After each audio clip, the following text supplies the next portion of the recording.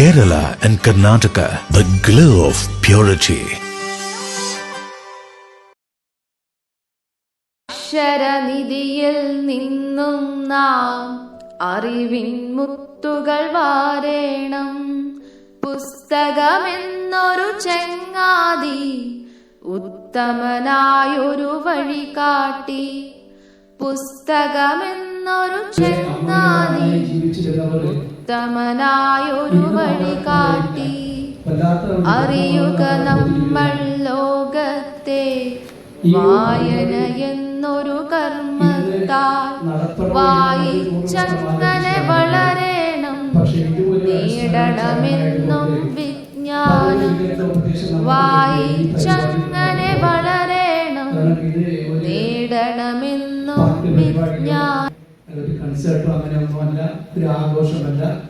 ഇബ്രാഹിം ബേബിന്റെ മാഷിന്റെ 1ാം ചരമവാർഷിക ദിനമാണ് ഇന്ന്. അതുകൊണ്ട് അനുസ്മരണ പരിപാടി ആയതുകൊണ്ടാണ് നമ്മളിതിനെ മുൻകൈയെടുത്തത്. സമൂഹ മനസാക്ഷിയുടെ ഒരാൾ കൂടിയാണ്. പല വിശേഷണങ്ങളിൽ കൂടെ അവർ കടന്നു പോകുന്നു. കവി, കഥാകൃത്ത്, നോവലിസ്റ്റ്, നിരൂപകൻ, മാധ്യമ പ്രവർത്തകൻ, അങ്ങനെയൊക്കെയാണ്. അവർക്കൊക്കെ ഒരു ധർമ്മമുണ്ട്. അതായത് സമൂഹത്തിലെ പുഴുക്കുത്തുകളെ അത് മനുഷ്യർ നമുക്ക് നേരെ തുറന്നു വെച്ചുകൊണ്ട് അതിനെതിരെ പ്രതികരിക്കുക എന്നതാണ്. എല്ലാ ധാർമ്മിക അപജയങ്ങളെയും എല്ലാ മൂല്യച്യുതികളെയും അവരിങ്ങനെ അതിലോട്ട് ആഴ്ന്നിറങ്ങി അത് സമൂഹ മധ്യത്തിൽ പ്രദർശിപ്പിച്ച് കാണിക്കും. അതായത് കാലത്തിന്റെ ദിശാസന്ധിയിൽ ഒരു ചൂണ്ടുപലക പോലെ ചൂണ്ടിക്കാണിക്കാനേ പറ്റും. സമൂഹത്തിൽ നടമാടുന്ന എല്ലാ അരാജകത്വങ്ങളെയും അതിൻ്റെ നേർക്ക് അവർ പ്രതികരിക്കുന്നു. നമ്മുടെ എല്ലാ പ്രശ്നങ്ങളെ നേർക്കും അവർ പേന ചലിപ്പിക്കുന്നു. ചൂണ്ടുപലകകൾ സഞ്ചരിക്കാറില്ല, പക്ഷേ വഴികാട്ടികളാണ്.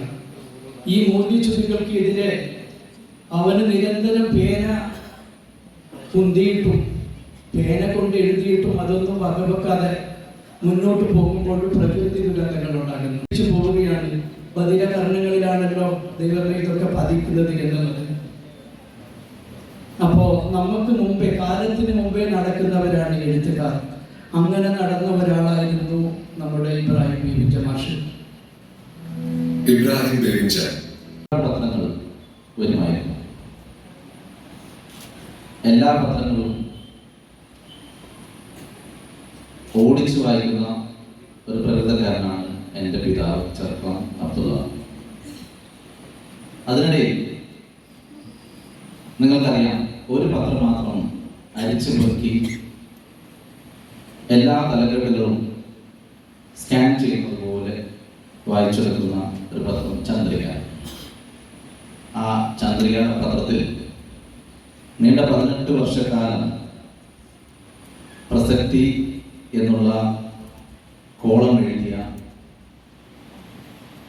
സാഹിത്യ ലോകത്തെ ഒരു വലിയ മനുഷ്യനാണ് പ്രൊഫസർ ഇബ്രാഹിം ബേബിച്ച മാഷ്. അദ്ദേഹത്തിൻ്റെ ആത്മകഥ ഓർമ്മകളുടെ പുഴയോരം പ്രകാശിതമാവുന്ന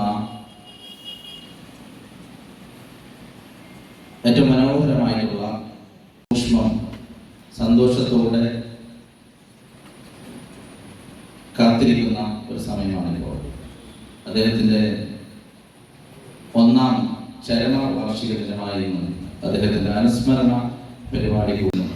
അവരെയൊന്നും നിരാശപ്പെടുത്തിയില്ല. അതുകൊണ്ട് തന്നെ സൃഷ്ടിപരമായ രചനകൾ നടത്തുന്നതിനുള്ള സമയം ഏറെ തലമുറകളെ വാർത്തെടുക്കുന്ന സമയത്താണ് മാഷ് കോളങ്ങൾ പലതും കൈകാര്യം ചെയ്തത്. ഏറെക്കാലം അധ്യാപകനായി, പ്രത്യേകിച്ച് മലയാളം അധ്യാപകനായി ജീവിച്ച മാഷിന് ഈ കുറിപ്പ് സ്വയം വളരാനും ആ വളർച്ചയെ കുട്ടികളിലേക്ക് പകർത്താനും സഹായകമായി തോന്നി. നാൾക്ക് നാൾ വികസിച്ചു വരുന്ന അറിവിൻ്റെ ലോകത്തെ തൻ്റെ അറിവിനും കുട്ടികളുടെ അറിവിലേക്കും പകർന്നു കൊടുക്കുക എന്നുള്ളത് തികച്ചും സൃഷ്ടിപരം. ഒരു ഘട്ടത്തിൽ ഒന്നിച്ച് 4-5 കോളങ്ങൾ കൈകാര്യം ചെയ്യുക എന്നത് അത്ര എളുപ്പമല്ല. എന്നിട്ടും അടുത്ത് തലോടുകയും ചെയ്തിട്ടുണ്ട് മാഷ്. വിമർശനങ്ങളെ പൂ പോലെ സ്വീകരിക്കുന്നവർക്ക് അത് വളരാനുള്ള ഒരു ഏണിപ്പടിയാവുകയും വിമർശനങ്ങളെ ഭയപ്പെട്ടവർക്ക് അത് ശത്രുക്കളെ സമ്പാദിച്ചു കൊടുക്കുകയും ചെയ്തു. മാഷിന്റെ കോളത്തിന് നിദാനമായത് എൻ കൃഷ്ണൻ നായരുടെ സാഹിത്യ പാഠമാണ് എന്ന് മാഷ് ഇതിൽ പറയുന്നു.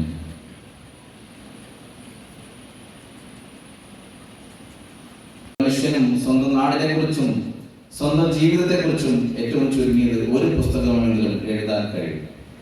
അനുഗ്രഹീതനായ ഒരു ബഹുമുഖ പ്രതിഭയായ വ്യക്തിക്ക് തീർച്ചയായും അത് സാധിക്കുമെന്ന് നമുക്കറിയാം. നീണ്ട 18 വർഷക്കാലം ചന്ദ്രിക വാരാന്ത പതിപ്പിൽ പ്രസക്തി എന്ന കോളവും 6 വർഷത്തോളം വാരാന്ത്യ മാധ്യമത്തിൽ പോയമ എന്ന പങ്ക്തിയും, തൂലിക മാസികയിൽ വിചിന്തനം എന്ന കോളവും, റിസാല വാരികയിൽ പ്രകാശകം എന്ന കോളവും, ആരാമം എന്ന വനിതാ മാസികയിൽ പെൺവഴികൾ എന്ന പങ്ക്തിയും കൈകാര്യം ചെയ്യുകയും അതിനിടയിൽ മാപ്പിളപ്പാട്ടുകളെ കുറിച്ചും മുസ്ലിം സാഹിത്യത്തെ കുറിച്ചും പഠനങ്ങളും ഗവേഷണങ്ങളും നടത്തുകയും ഉബൈദിന്റെ കവിതാലോകം, മുസ്ലിം സാമൂഹിക ജീവിതം മലയാളത്തിൽ, ഇസ്ലാമിക സാഹിത്യം മലയാളത്തിൽ, പക്ഷിപ്പാട്ട്, ഒരു പുനർവായന, ബഷീർ മുസ്ലിം, നിള തന്ന നാട്ടെഴുത്തുകൾ, മൊഗ്രാൽ കവികൾ, പള്ളിക്കര MK അഹമ്മദിന്റെ മാപ്പിളപ്പാട്ടുകൾ, പൊൻകുന്നം സെയ്ദ് മുഹമ്മദിന്റെ മാഹമ്മദം എന്നീ കൃതികൾ പ്രസിദ്ധീകരിക്കുകയും 17ഓളം പ്രശസ്ത എഴുത്തുകാരുടെ പുസ്തകങ്ങൾക്ക് KN കുഞ്ഞാമത് അവർകളാണ് അദ്ദേഹത്തെ ആദരപൂർവ്വം സ്വാഗതം ചെയ്യുന്നത്. ഈ പുസ്തകം ഏറ്റുവാങ്ങുന്നത് KMCCയുടെ കാസർഗോഡ് ജില്ലാ പ്രസിഡന്റ് ലുക്മാൻ ഹക്കീം തലങ്കരാണ്. അദ്ദേഹത്തെ ആദരപൂർവ്വം സ്വാഗതം ചെയ്യുന്നു. ആർട്ട് ബുക്ക് സ്പോൺസർ ചെയ്തിരിക്കുന്നത് വിനോദ് അമ്പലത്തറ, അതുപോലെ തന്നെ മാഷിന്റെ ഒരുപാട് ശിഷ്യ ഗണങ്ങൾ ഇവിടെയുണ്ട്, വായനക്കാർ ഇവിടെയുണ്ട്, കുടുംബക്കാർ ഇവിടെയുണ്ട്, സഹപ്രവർത്തകർ ഇവിടെയുണ്ട്. കാസർഗോഡിന്റെ സാംസ്കാരിക മുഖം ഈ പൗരാവലിക്ക് മുഴുവനായി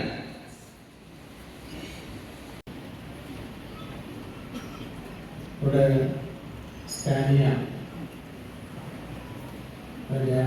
ആദ്യ വാക്യം എന്ന നിലയിൽ അവതരിപ്പിച്ച ഒരു കാര്യം, വയനാട് ഉള്ള മണ്ണിടിച്ചൽ, അതിൻ്റെ വലിയ ദുരന്തങ്ങൾ, അതിൻ്റെ ഒരു ശോകമൂലമായ അവസ്ഥ കേരളം മുഴുവൻ അലയടിക്കുന്നുണ്ട്. ഈ കാസർഗോഡ് അതുപോലെ നമ്മുടെയൊക്കെ മുന്നിൽ വലിയൊരു വേദനയായിട്ട് നിലനിൽക്കുകയാണ്. ഇവിടെ മാഷിന്റെ പുസ്തകം പ്രകാശനം ചെയ്യുമ്പോൾ ഒരു നിലയ്ക്ക് സന്തോഷം ഉണ്ടെങ്കിലും ആശ്വാസം ഉണ്ടെങ്കിലും അത്തരമൊരു വേദന നമ്മൾ ഉണ്ടാക്കുന്നുണ്ട്. എവിടെയോ ഒരു കാരണം ഞാനൊരു 40 വർഷമായി ബന്ധമുള്ള ആളാണ്. എന്നെ സംബന്ധിച്ചോളം അദ്ദേഹം ഗുരുനാഥനാണ്, സുഹൃത്താണ്, എല്ലാ അർത്ഥത്തിലും ഒരു പ്രധാനപ്പെട്ട ആളാണ് എൻ്റെ വ്യക്തി ജീവിതത്തിൽ.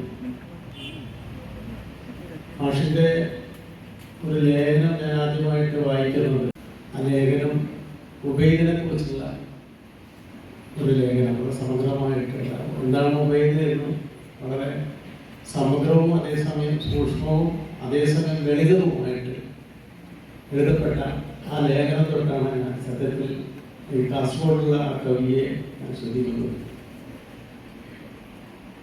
അപ്പോൾ കൈവിട്ട് സൂചിപ്പിച്ച പോലെ പ്രസക്തി എന്ന കോളം എന്ന് പറയുന്ന ഒരു കാലത്ത് ആ എന്താണ് പറയുക, ആ കോളം, ആ വരാന്തപതി വായിക്കാനായിട്ട് ചന്ദ്രിക പത്രം വായിക്കുന്ന ആളുകളുടെ എന്താണ് അതിൻ്റെ മാസ്മരികത എന്ന് ചോദിച്ചാൽ അത് സാധാരണക്കാരോടുള്ള സംവാദമാണ്, സംവേദനമാണ്.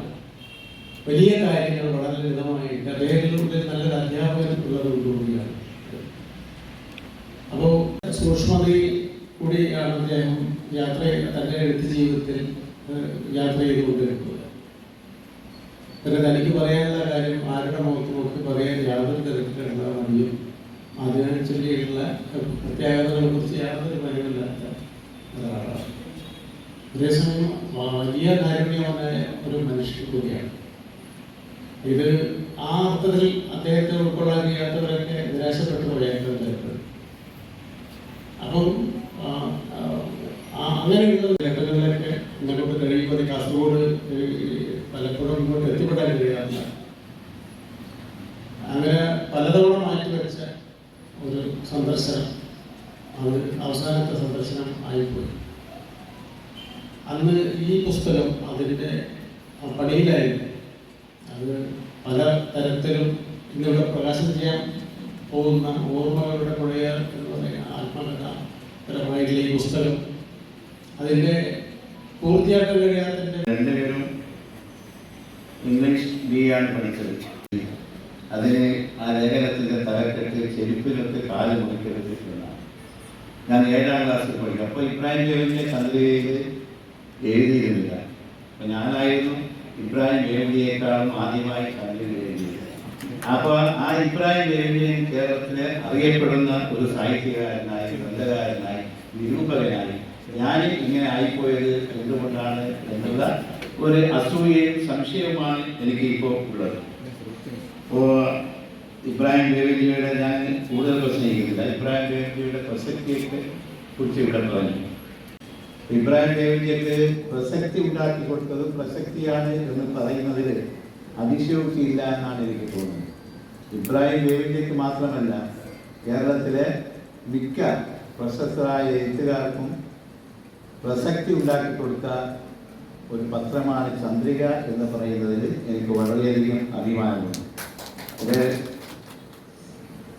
സംസാരിച്ചുകൊണ്ടിരിക്കുക മുസ്താഖ് അദ്ദേഹം സ്പോർട്സ് ലേഖനങ്ങൾ എഴുതിയിരുന്നത് മുസ്താഖ് എന്ന പുലിയ നാമത്തിലായിരുന്നു.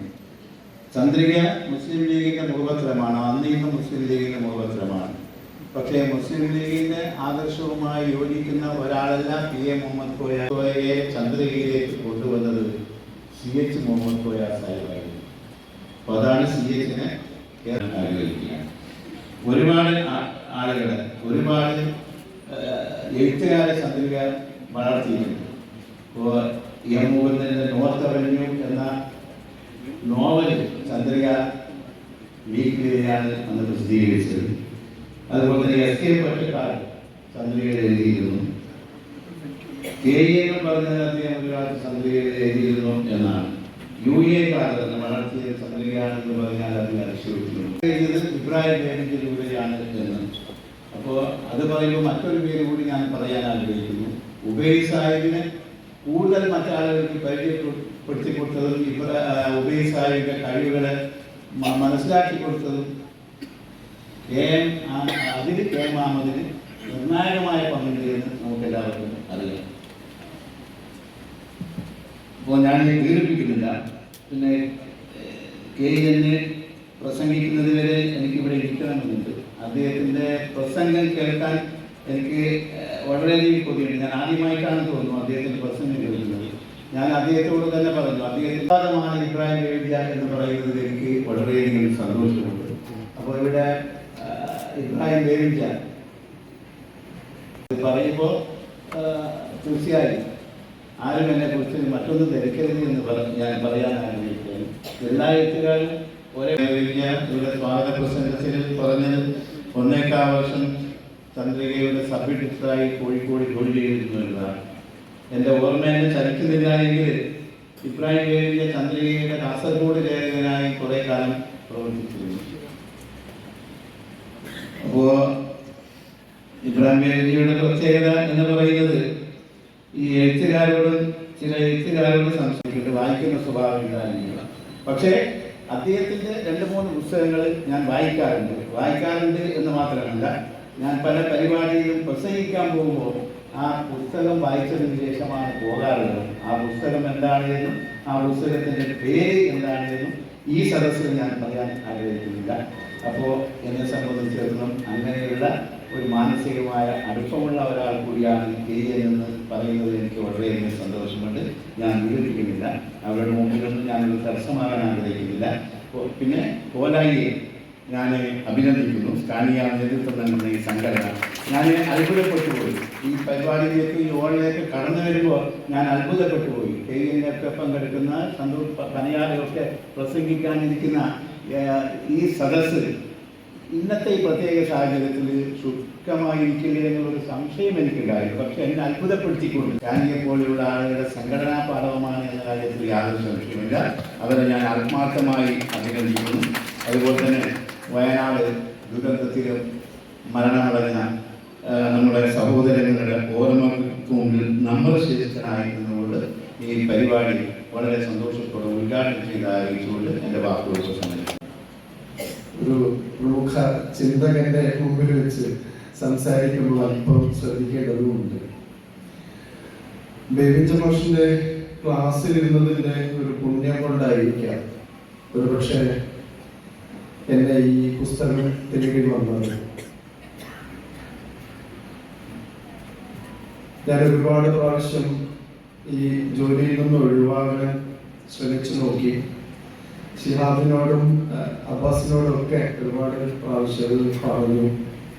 പക്ഷെ എൻ്റെ ഉള്ളിൽ അത് ചെയ്യണമെന്നുള്ളൊരു ആഗ്രഹവും ഉണ്ട്.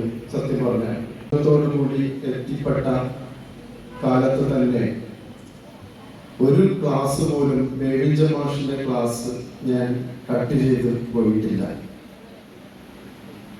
അങ്ങനെയായിരിക്കണം മാഷും ഞാനും തമ്മിലൊരു സൗഹൃദം രൂപപ്പെട്ടു വന്നത്. പിന്നീട് ഞാൻ കാഞ്ഞങ്ങാട് നിന്നുള്ള ലേറ്റസ്റ്റ് പത്രത്തിലെ എൻ്റെ PG ഒക്കെ കഴിഞ്ഞിട്ട് വെറുതെ നടക്കുന്ന സമയത്ത് അതിന്റെ സപ്ലിമെന്റ് എഡിറ്ററായിട്ടൊക്കെ ജോലി നോക്കിയിട്ടുണ്ട്. അന്ന് ഷിഹാബിന്റെ ഒരു നോവൽ അതിനകത്ത് പ്രസിദ്ധീകരിച്ചിട്ടൊക്കെ ഉണ്ട്. അപ്പൊ ആ ഒരു ബന്ധത്തിൽ വെച്ചുകൊണ്ടിരിക്കുന്നത് പശ്ചാത്തലത്തിൽ എന്തുകൊണ്ട് ഇവിടെ ഇബ്രാഹിം ബേബിച്ച മാഷിന്റെ ഈ ഒരു അനുസ്മരണം നമ്മൾ മാറ്റിവെക്കാതെ നടത്തി എന്നുള്ളത് സ്റ്റാൻലിയുടെ വിശദീകരിക്കുകയുണ്ടായി. കാരണം ഇതൊരു ആഘോഷമല്ല, ഇതൊരു ആർഭാടമല്ല, ഇത് പൊങ്ങച്ചമല്ല, ഇതൊരു പരസ്യമല്ല, ഇതൊരു വേലവിളിയല്ല, മറിച്ച് ഇത് ഈ പ്രദേശത്ത് മാത്രമല്ല, നേരത്തെ ഇവിടെ വിവരിച്ചതുപോലെ മാനവികതയുടെ ഒരു കാഴ്ചപ്പാട് ഉയർത്തിപ്പിടിച്ച, കുറച്ചുകൂടി കൃത്യമായി പറഞ്ഞാൽ നിങ്ങൾ ഞാനും ഇടപെട്ട് നിരന്തരം എഴുതിയാലും തീരാത്ത മനുഷ്യപ്പറ്റിൻ്റെ ഒരു മാനിഫെസ്റ്റോ. ആ മാനിഫെസ്റ്റോ ലോകത്തിലെ ഏത് പ്രദേശത്തുള്ള മനുഷ്യരെ പോലെ തന്നെ കളിച്ച് ചിരിച്ച് പരാതിപ്പെട്ടു, പരിഭവിച്ചു, പ്രതിഷേധിച്ചു, ഇതൊന്നും അറിയാതെ ഉറങ്ങിയും ഒക്കെ കഴിഞ്ഞുകൂടിയ നമുക്കിടയിൽ തന്നെ ഉണ്ടായിരുന്ന ഒരു വലിയ വിഭാഗം മനുഷ്യർ അപ്രതീക്ഷിതമായി അവസാനിച്ചു പോയ ഒരു പശ്ചാത്തലത്തിൽ എല്ലാ സാംസ്കാരിക പരിപാടികളും ആഘോഷപരമായി പങ്കുവച്ച മലയാളത്തിലെ പ്രിയപ്പെട്ട എഴുത്തുകാരൻ, അധ്യാപകൻ, ഗവേഷകൻ, പ്രഭാഷകൻ, ചിന്തകൻ, മികച്ച അധ്യാപകർ, അതിനുള്ള സുഹൃത്ത് ബേബിച്ച മാഷിന്റെ അനുസ്മരണമാണ്. അതുകൊണ്ട് ആഘോഷങ്ങൾ മാറ്റിവെക്കപ്പെടേണ്ടതുണ്ട്. അതേസമയം അനുസ്മരണം എന്നുള്ളത് നമ്മൾ ഈ നേരത്തെ ഞാൻ പറഞ്ഞ അവസ്ഥയോട് വേറൊരു വിധത്തിൽ ചേർന്ന് നിൽക്കുന്നത് നമുക്ക് ഓർമ്മകൾ ഉണ്ടായിരിക്കണം എന്ന് മാത്രമാണ്.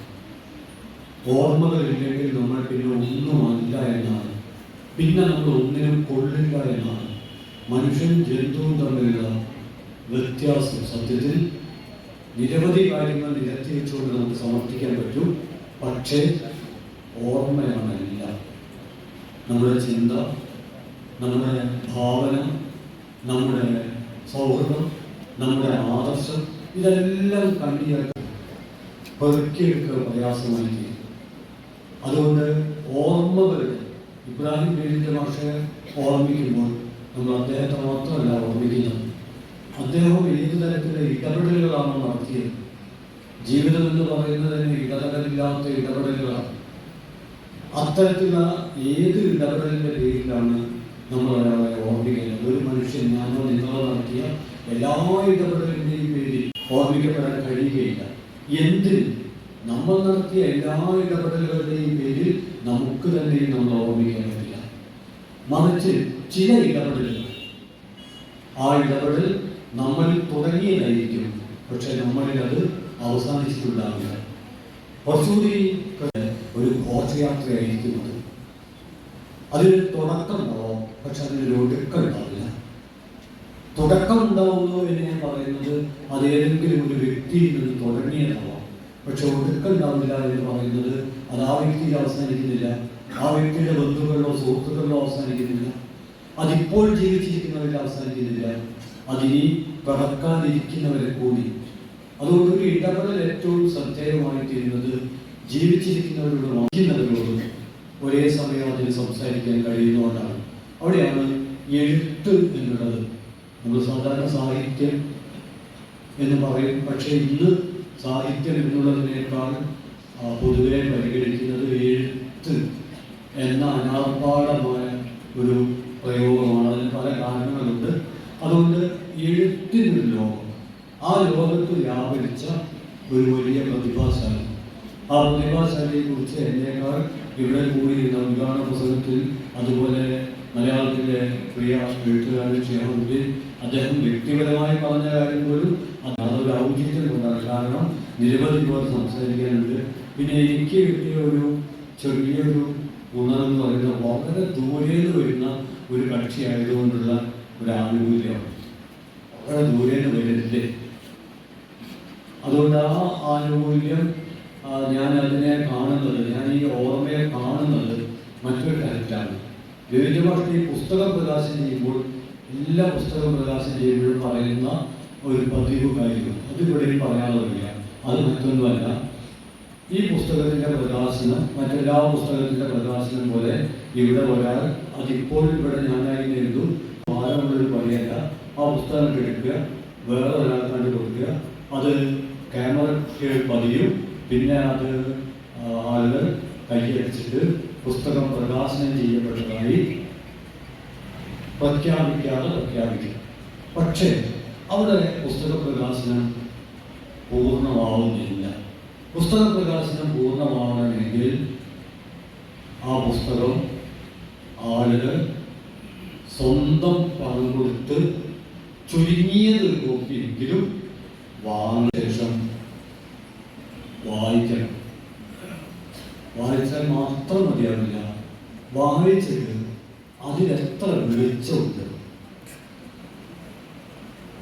മലയാളത്തിൻ്റെ മഹാകവി ഇടശ്ശേരി ഗോവിന്ദൻ നായരുടെ വളരെ പ്രശസ്തമായ പ്രയോഗം കടമെടുത്താൽ വെളിച്ചം തൂങ്ങിയിടുവോളം പൂജാസന്താന രാശി. വെളിച്ചമുള്ള ഏത് രാശിയും അതെവിടെ നിന്ന് വരുന്നു എന്നുള്ളത് അപ്രസക്തമാണ്, സ്വാഗതം ചെയ്യപ്പെടേണ്ടതാണ്. അങ്ങനെ വെളിച്ചമുണ്ടോ മറ്റൊരർത്ഥത്തിൽ പറഞ്ഞാൽ ആ കൃതിയുടെ സൂക്ഷ്മമാണ്.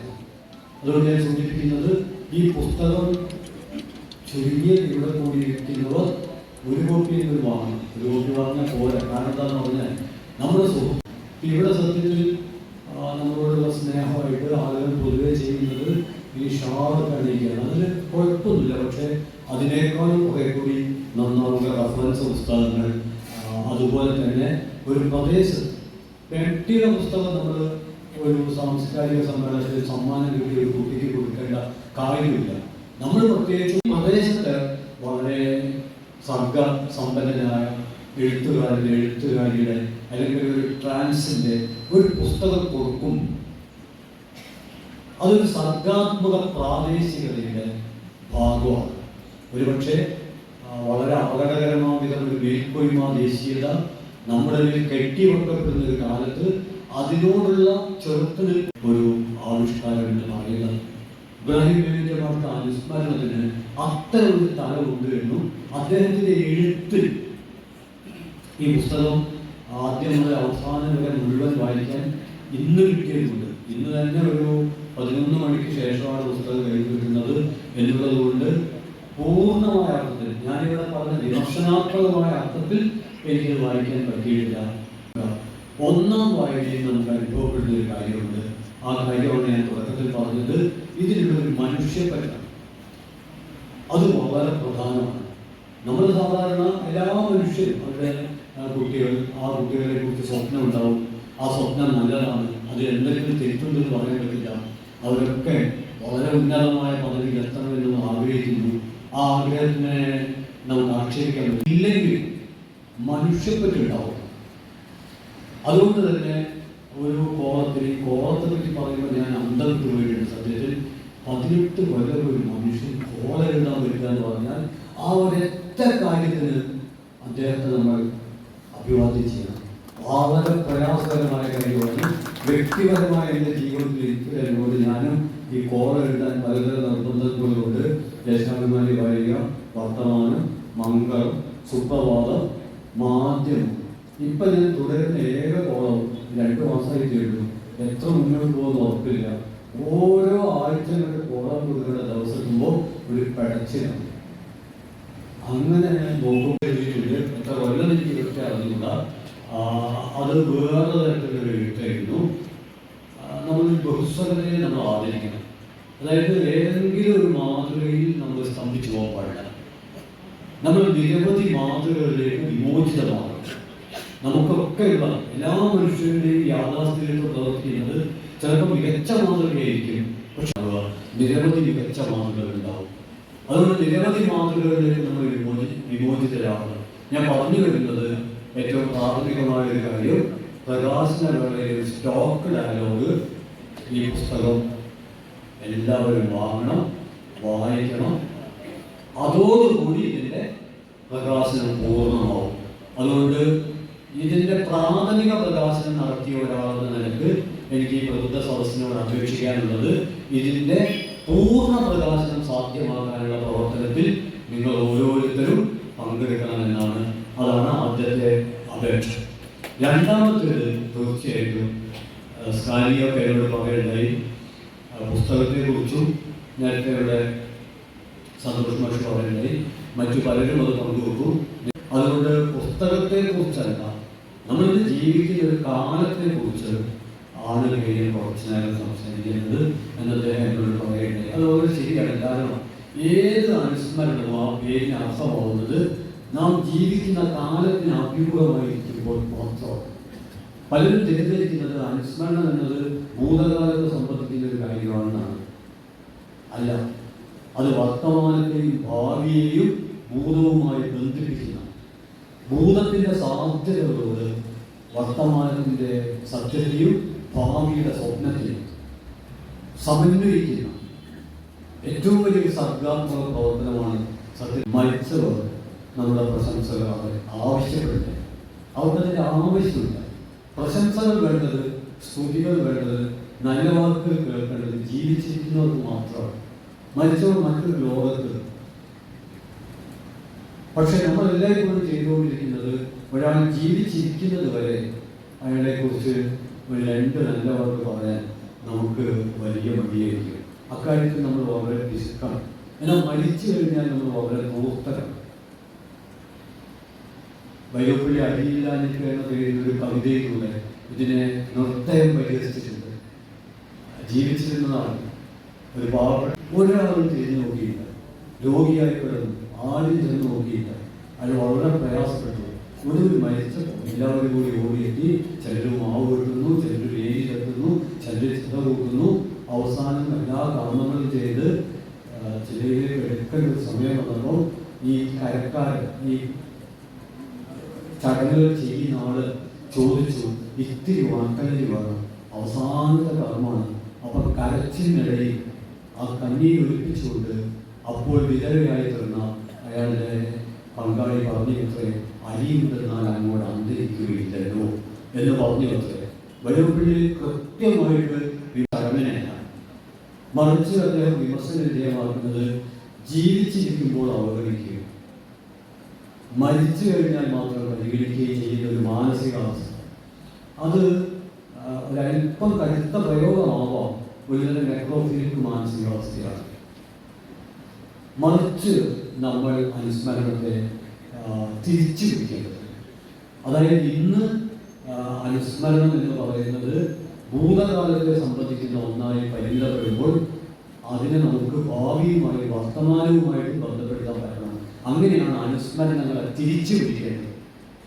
ദൈവഭാഷ പതിവ് അനുസ്മരണങ്ങളെ തിരിച്ചു പിടിക്കേണ്ട ഒരു സന്ദർഭമാണ്. കാരണം മാഷ് എഴുതിയത്, മാഷ് പറഞ്ഞത് ഞാൻ നേരത്തെ ചൂണ്ടിക്കാണിക്കുകയായി, മാനവികതയുടെയും മതനിരപേക്ഷതയുടെയും പക്ഷത്തു നിന്നുകൊണ്ടാണ് അദ്ദേഹം എഴുതുകയും പറയുകയൊക്കെ ചെയ്തത്. സാഹിത്യത്തിലുള്ള ഒരു പ്രത്യേകത, സാഹിത്യത്തിലുള്ള ഒരു പ്രത്യേകത എന്ന് പറയുന്നത് എഴുതുന്ന ആളുടെ രാഷ്ട്രീയം ചിലപ്പോൾ വലതുപക്ഷമായിരിക്കും, പക്ഷേ അയാളുടെ എഴുത്ത് ജനായത്ത മതനിരപേക്ഷ മാനവിക പക്ഷത്തായിരിക്കും. പക്ഷെ എഴുത്ത് ചിലപ്പോൾ അങ്ങനെ ആവുന്നില്ല. അവിടെയാണ് എഴുത്തിൻ്റെ ഒരു സങ്കീർണത എന്ന് നമ്മൾ പറയുന്നത്. എല്ലായ്പ്പോഴും അങ്ങനെ തന്നെ ആവുന്നില്ല. ഇതൊരു തത്വമല്ല. മറിച്ച് നമുക്ക് കാണാൻ പറ്റുന്ന ഒരു കാര്യമാണ്, നമ്മൾ തന്നെ സംസാരിക്കുമ്പോൾ നമ്മൾ ഉച്ചരിക്കുന്ന വാക്കുകൾ ചിലപ്പോൾ നമ്മളെ ഒറ്റിക്കൊടുക്കും. നമ്മൾ ചെയ്യുമ്പോൾ ചിലപ്പോൾ എൻ്റെ വാക്കുകൾ എന്നെ ഒറ്റിക്കൊടുക്കും. കാരണം അത് ജനായത്തപരമാവില്ല ചിലപ്പോൾ ഞാൻ പറയുന്നത്, മതനിരപേക്ഷമാവില്ല ഞാൻ പറയുന്നത്. അതുകൊണ്ട് ഞാൻ രണ്ടാമത്തെ കാര്യം മുന്നോട്ട് വെക്കാൻ ശ്രമിക്കുന്നത് അനുസ്മരണങ്ങൾ വീണ്ടെടുക്കുക എന്നുള്ളത് പ്രധാനമാണ്. ഇന്നത്തെ ഇന്ത്യൻ പശ്ചാത്തലത്തിൽ അതൊരൊറ്റ വാചകത്തിൽ ചുരുക്കി പറഞ്ഞാൽ എല്ലാ ചുരുക്കി പറയാനുള്ള പരിമിതി ഈ പറച്ചിലിനുമുണ്ട്. ആ പറച്ചിൽ ഇതാണ്: വോട്ടിൽ തോറ്റാൽ സെക്കുലറിസത്തിൽ തോൽക്കാൻ പാടില്ല ഒരു ജനത ഒരിക്കലും. എങ്കിലവർ ആഹ്ലാദത്തോടെ അഭിമാനത്തോടെ ജീവിതം ആഘോഷിക്കും. ഞാൻ ആവർത്തിക്കുന്നു, എല്ലാ ചുരുക്കി പറയലിലും അതിൻ്റെ ചില പരിമിതികളുണ്ട്. ആ പരിമിതികളെ മനസ്സിൽ ഉൾക്കൊള്ളത്തെ വീണ്ടെടുക്കുന്നതിൻ്റെ ഭാഗമായി ഇന്നത്തെ വീണ്ടുകേറിയ ഇന്ത്യൻ പശ്ചാത്തലത്തിൽ നിന്നുകൊണ്ട് പറയാൻ ആഗ്രഹിക്കുന്ന, അല്ലെങ്കിൽ വിശദമായി വിവരിക്കേണ്ട, വ്യാഖ്യാനിക്കേണ്ട, വിസ്തരിച്ച് കഥയായും കവിതയായും നോവലായും നാടകമായും സംവാദമായും ഒക്കെ നമുക്കിടയിൽ അവതരിപ്പിക്കേണ്ട അതിബൃഹത്തായ ഒരു ആശയത്തെ ഒരു ചെറിയ വാക്യത്തിൽ ഗുളികപ്രായത്തിൽ ക്യാപ്സ്യൂളാക്കി ഞാൻ മുന്നോട്ട് വെക്കുകയാണ്.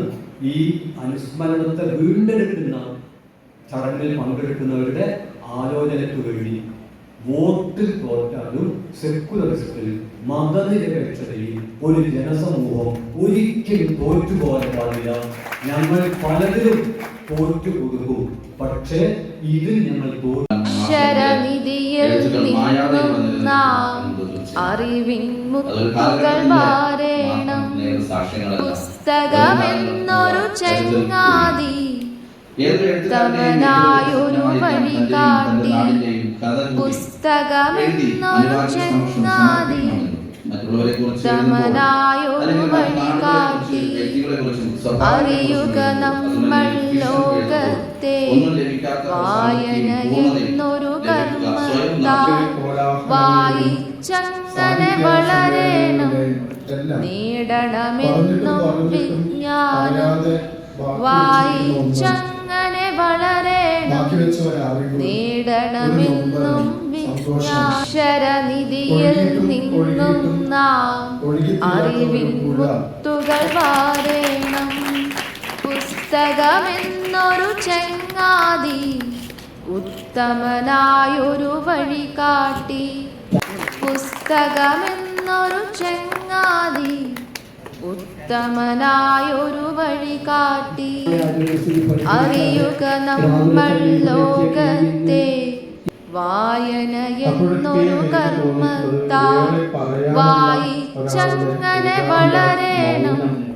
നേടണമെന്നും വിജ്ഞാനം വായിച്ചങ്ങനെ വളരേണം.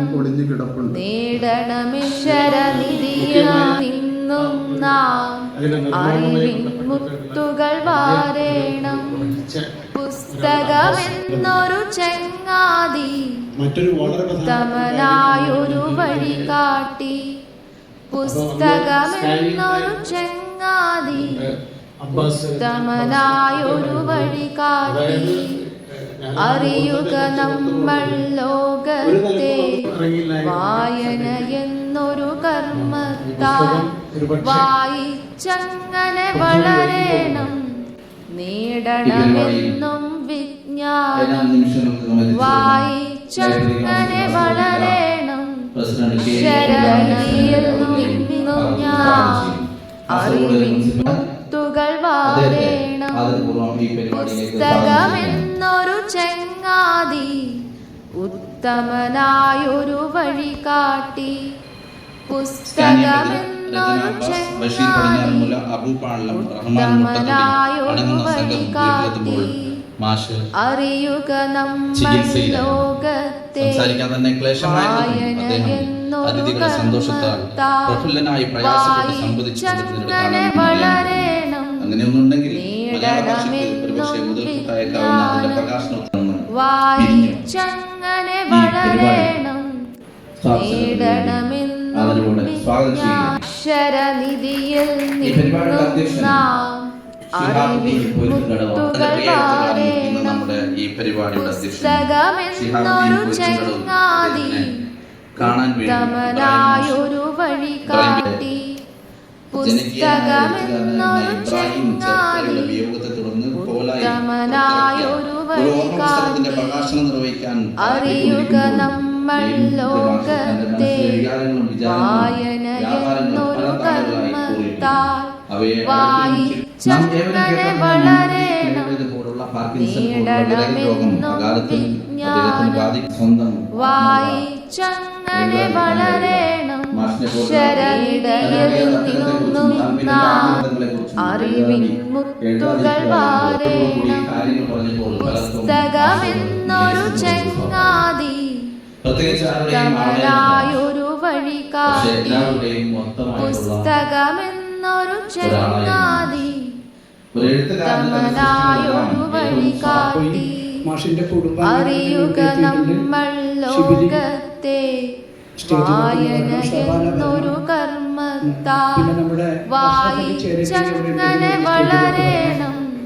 നേടണമെന്നും വിജ്ഞാനം വായിച്ചങ്ങനെ വളരണം. നേടശരനിധിയിൽ ജ്ഞാനം നാം അറിവിൻ മുത്തുകൾ വാരേണം. കാസർഗോഡ് ജില്ലാ പുസ്തകമെന്നൊരു ചങ്ങാതി ഉത്തമനായൊരു വഴി കാട്ടി. പുസ്തകമെന്നൊരു ചങ്ങാതി അവസാനത്തെ പുസ്തകമാണ് ഉത്തമനായൊരു വഴി കാട്ടി. അറിയുക നമ്മൾ ലോകത്തെ വായന എന്നൊരു കർമ്മത്താൽ വായിച്ചങ്ങനെ വളരണം. നേടണമെന്നും വിജ്ഞാനം വായിച്ചങ്ങനെ വളരണം. നേടണമിശരനിധിയിൽ നിന്നും നാം അറിവിൻ മുത്തുകൾ വാരേണം. പുസ്തകമെന്നൊരു ചങ്ങാതി ഉത്തമനായൊരു വഴി കാട്ടി. പുസ്തകമെന്നൊരു ചങ്ങാതി ഉത്തമനായൊരു വഴി കാട്ടി. അറിയുക നമ്മൾ ലോകത്തെ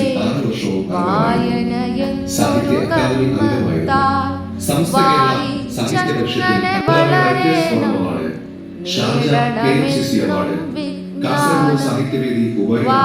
നേടണമെന്നും വിജ്ഞാനം വായിച്ചങ്ങനെ വളരണം. നേടശരനിധിയിൽ ജ്ഞാനം നാം അറിവിൻ മുത്തുകൾ വാരേണം. പുസ്തകമെന്നൊരു ചങ്ങാതി ഉത്തമനായൊരു വഴി കാട്ടി. പുസ്തകമെന്നൊരു ചങ്ങാതി ഉത്തമനായൊരു വഴി കാട്ടി. അറിയുക നമ്മൾ ലോകത്തെ വായന എന്നൊരു കർമ്മത്താൽ വായിച്ചങ്ങനെ വളരണം. നേടണമെന്നും വിജ്ഞാനം വായിച്ചങ്ങനെ വളരണം. നേടണമിശരനിധിയിൽ നിന്നും നാം അറിവിൻ മുത്തുകൾ വാരേണം.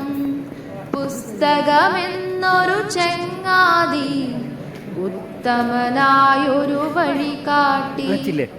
പുസ്തകമെന്നൊരു ചങ്ങാതി ഉത്തമനായൊരു വഴി കാട്ടി. അറിയുക നമ്മൾ ലോകത്തെ വായന എന്നൊരു കർമ്മത്താൽ വായിച്ചങ്ങനെ വളരേണം. നേടണമെന്നും വിജ്ഞാനം വായിച്ചങ്ങനെ വളരേണം. നേടണമെന്നരനിധിയിൽ നിന്നും നാം അറിവിൻ മുത്തുകൾ വാരേണം. പുസ്തകമെന്നൊരു ചങ്ങാതി ഉത്തമനായൊരു വഴി കാട്ടി. പുസ്തകമെന്നൊരു ചങ്ങാതി ഉത്തമനായൊരു വഴി കാട്ടി. അറിയുക നമ്മൾ ലോകത്തെ വായന എന്നൊരു കർമ്മത്താൽ വായിച്ചങ്ങനെ വളരണം, നേടണമെന്നും വിജ്ഞാനം. വായിച്ചങ്ങനെ വളരണം, നേടണമെന്നും ശരണിയിൽ നിന്നും നാം അറിവിൻ മുത്തുകൾ വാരേണം. പുസ്തകമെന്നൊരു ചങ്ങാതി, ഉത്തമനായൊരു വഴികാട്ടി. പുസ്തകമെന്നൊരു ചങ്ങാതി, ഉത്തമനായൊരു വഴികാട്ടി. അറിയുക നമ്മൾ ലോകത്തെ വായന എന്നൊരു കർമ്മത്താൽ. വായിച്ചങ്ങനെ വളരണം, നേടണമെന്നും വിജ്ഞാനം. വായിച്ചങ്ങനെ വളരണം, നേടണമെന്നും വിജ്ഞാനം. ഇവളണിയും പൊന്നല്ലേ, കനവുണരും ദിനമല്ലേ, മുഞ്ചത്തി പെണ്ണിൻ നിൻ മനം. പെണ്ണഴകിനു മിഴിവേകി എന്നെന്നും നിന്നില്ലേ, മാറ്റേറും പൊന്നിൻ താരമേ.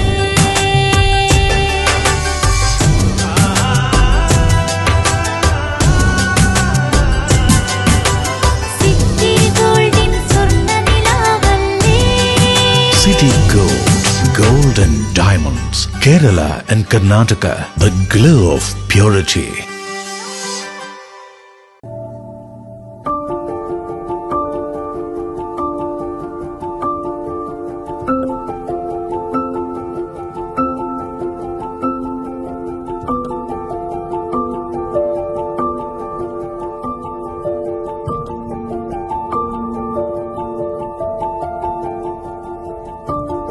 City Gold and Diamonds, Kerala and Karnataka. Veena's Trading and Services, your trusted partner in Qatar. Looking for reliable services in Qatar? Welcome to Veena's Trading and Services, your trusted partner near Al Said Bakery in Muntasa, Doha. Let us introduce our range of activities. At Veena's Trading and Services, we offer certificates attestation in India and Qatar, legal translation in several languages, police clearance certificates, data flow and prometric, company formation, health card services. Our experienced team ensures smooth and hassle-free processes. Choose Veena's Trading and Services as your trusted partner in Qatar. Contact us today, 55488910. Veena's Trading and Services, near Al Said Bakery in Muntasa, Doha. Partner with Al Farha Tours and Service. Veena's Trading and Services, your trusted partner in Qatar. Looking for reliable services in Qatar? Welcome to Veena's Trading and Services, your trusted partner near Al Said Bakery in Muntasa, Doha. Let us introduce our range of activities. At Veena's Trading and Services, we offer certificates attestation in India and Qatar, legal translation in several languages, police clearance certificates, data flow and prometric, company formation, health card services. Our experienced team ensures smooth and hassle-free processes. Choose Veena's Trading and Services as your trusted partner in Qatar. Contact us today, 55488910. Veena's Trading and Services, near Al Said Bakery in Muntasa, Doha. Partner with Al Farha Tours and Service.